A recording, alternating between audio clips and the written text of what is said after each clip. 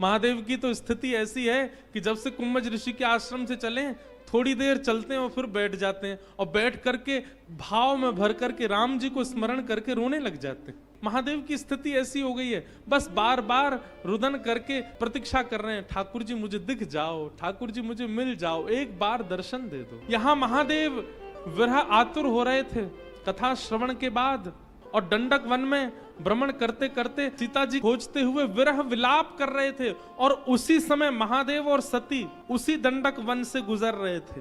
शंकर जी को बहुत क्षोभ है इस बात का कि सती मेरे साथ गई और इसने कथा को भाव से श्रवण नहीं किया, लेकिन शंकर जी के चित्त में है कि मुझे राम जी का दर्शन हो जाए। और उसी अवसर था में सजग रहने का ये फल मिला है। कुछ ही क्षणों में ही राम जी का प्रत्यक्ष दर्शन हो गया महादेव को। जैसे ही दिखे हैं राम जी दूर से दिखने लगे, और राम जी की स्थिति क्या है, वृक्षों को स्पर्श करके रुदन कर रहे हैं, ढूंढ रहे हैं अपनी सीता जी को। लक्ष्मण जी और राम जी की विरह अवस्था का दर्शन महादेव को हो रहा है, दूर खड़े महादेव दर्शन कर रहे हैं।